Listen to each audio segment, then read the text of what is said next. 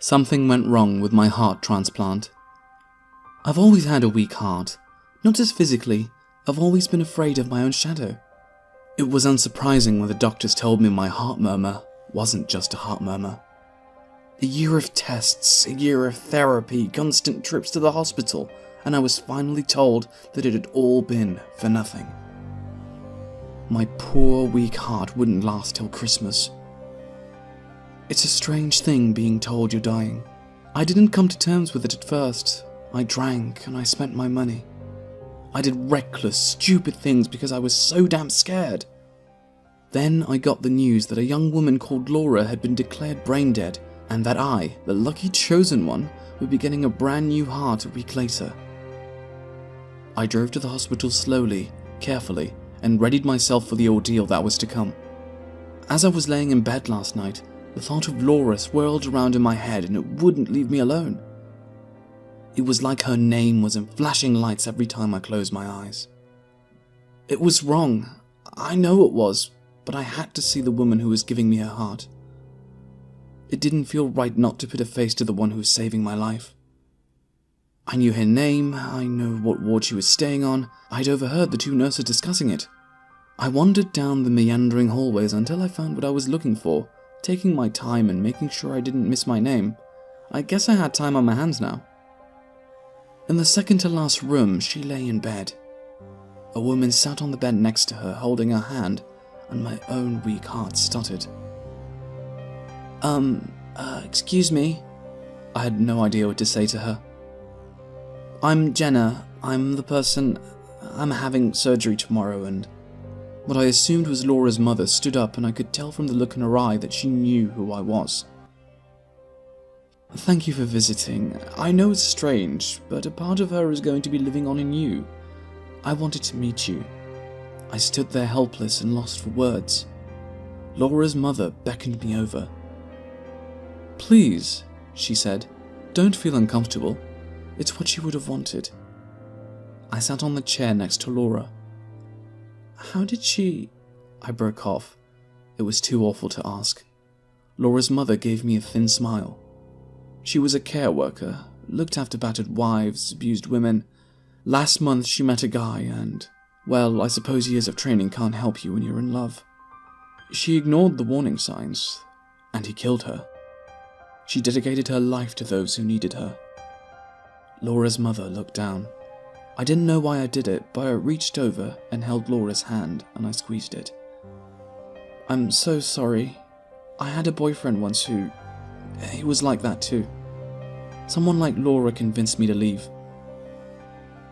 Laura's mother gave me another half smile. I could see the tears in her eyes. Then, Laura squeezed my hand, tightly. She gripped me so hard that her fingernails dug into my skin.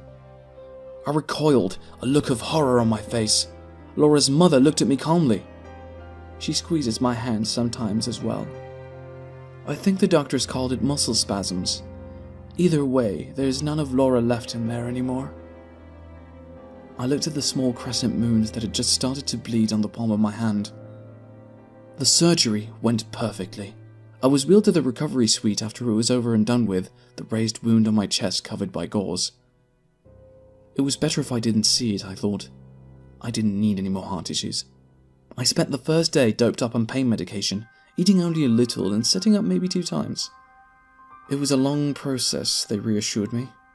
Laura's mother came to visit me the day before I was due to leave. Her calm demeanor hadn't wavered, but I could see that she was still suffering. She looked 10 years older, and her hands shook when she gave me a hug. When are you going home? Tomorrow, I told her. Please, come visit whenever you want. I started to jot down my address for her when out of the corner of my eye a flash of blonde disappeared through a doorway, the same brilliant blonde as Laura's hair. Ow! I cried out suddenly. It felt like someone had sharply squeezed my hand so hard it had almost crushed the bones. Laura's mother rushed to my side, a look of concern in her eyes. What's wrong? Is it your heart? She stumbled over the last words, coming to terms with what she had said. I tried to reassure her and said I'd let the doctors know, and she left with a look of worry on her face. When I looked down, a new set of crescent fingernail marks were below the ones that Laura's had made. 10 identical bleeding smiles. The taxi ride home was short, and before I knew it, I was back in my own flat. It felt strange to try and slot back into where I'd left off. My life had been almost over the last time I'd been here. I looked over the mess and the cardboard boxes, the remnants of one night where I tearfully tried to pack and store my belongings so my parents wouldn't have to do it when I died. Laura's heart beat so strongly it felt like it would come out of my chest. It did this all the time, and I realized this was what a healthy heart must feel like. So why couldn't I shake my feeling of unease? That night, I had a dream. Laura was in a hospital bed, but her mother was gone. I could hear my heart, Laura's heart, beating in my eardrums so loudly it was painful. I tried to cover them, but my hands were pinned to my sides. Some unexplainable force was moving me towards the motionless figure of Laura on the bed.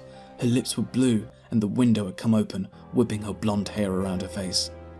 I was almost on top of her when her eyes flew open. They were milky white, the eyes of someone dead. "Get out!" she rasped, her voice guttural. I could hear the heart beat faster and faster, drumming until I thought I couldn't take it anymore. Then I woke up. The sound had been real. Laura's heart was so loud it felt like it would rupture my eardrums, and I screamed in agony, trying to cover my ears. It was useless.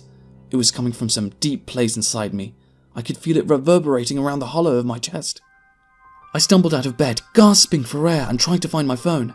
I needed to call someone, anyone, an ambulance or my mum, anyone that would pick up. "Get out!" It was a faint whisper over the hammering thumps of Laura's heart, a low, guttural voice that sounded like it had been made by an animal, and I crawled to the door down the hallway, choking on my screams for help. My neighbor opened the door, his eyes as wide as saucers at the sight of me on the floor clutching my chest.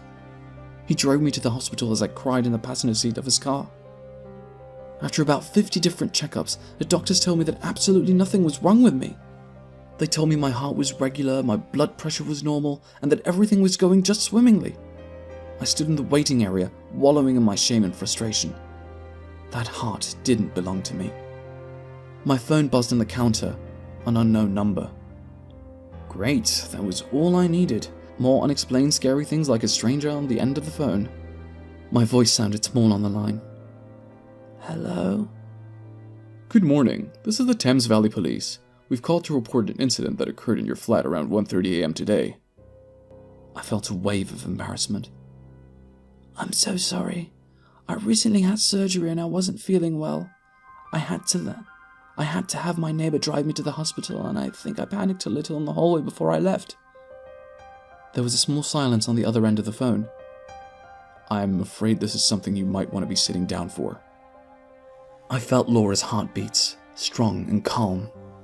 "There was an incident of forced entry by Mr. Samuel Matthews, according to our police records. He's your ex-partner, and you filed a restraining order against him in September 2017. My blood ran cold. "I did." "He's in police custody. We found an automatic weapon on him, and we believe he had the intent to harm you. We have an officer currently stationed in your flat who can fill you in depending on how long your hospital stay will be." I thanked him and hung up the phone. For a moment, I leaned against the wall, the horror slowly spreading over me. If I had been in my flat, 10 minutes later he would have found me. Laura's heartbeats filled my ears again, but now they were gentle, calming. Her mother said she dedicated every part of her to helping those who needed it. I put both my hands on my chest, overwhelmed by my own gratitude, and listened to Laura. Thanks for watching, and please don't forget to subscribe to Reddit Originals for more videos like this. Oh, and hit the bell icon to stay updated on all our videos. We upload a video each day, so stay tuned.